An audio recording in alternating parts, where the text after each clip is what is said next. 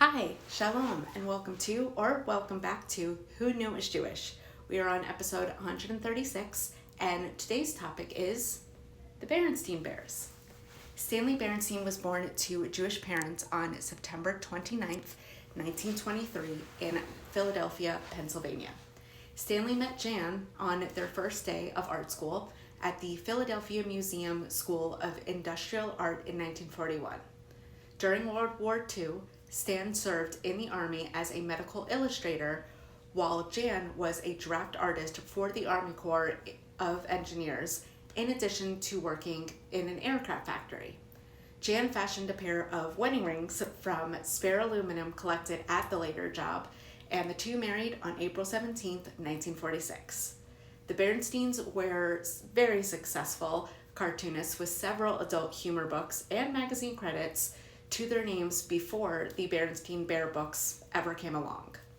In the early 1960s, inspired by their children's enthusiasm for Dr. Seuss books, the Berenstains decided to attempt a series with animal protagonists themselves, settling on bears, not just because of their surname, which was commonly and has been commonly believed, but because bears are furry and appealing.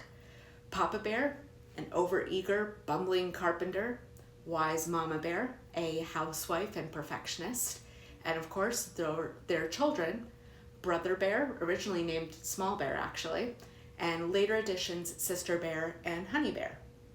Sister Bear was introduced in the 1974 book, The Berenstain Bears' New Baby. Honey Bear's imminent arrival was announced in early 2000 in The Birds, the Bees, and the Berenstain Bears, along with a reader contest to actually name the new bear. Her birth was featured later that year in the Berenstain Bears and Baby Makes 5. Jan and Stan published their first book featuring the Berenstain Bears, The Big Honey Hunt, in 1962. At the time, their inspiration, Theodore Geisel, also known as Dr. Seuss, was working as an editor-in-chief in children's division of Random House Publishing and eagerly approved the concept. He edited several books in the Berenstain Bears series.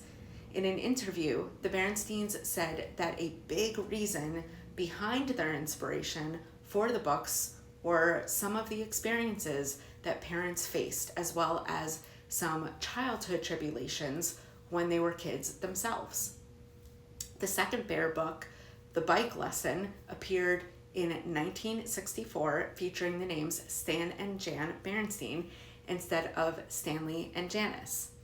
Geisel had changed the credit without consulting them. Geisel also was responsible for adding the name Berenstain Bears to the covers of the book. Over the next several decades, Stan and Jan collaborated on hundreds of books from their home studio outside Philadelphia. Their sons, Leo and Mike, also entered the family business. Mike even became a published author and illustrator starting in 1976, and Leo published a book of short stories in 1992. During the 1990s, the men worked on the Berenstain Bears' Big Chapter Book series.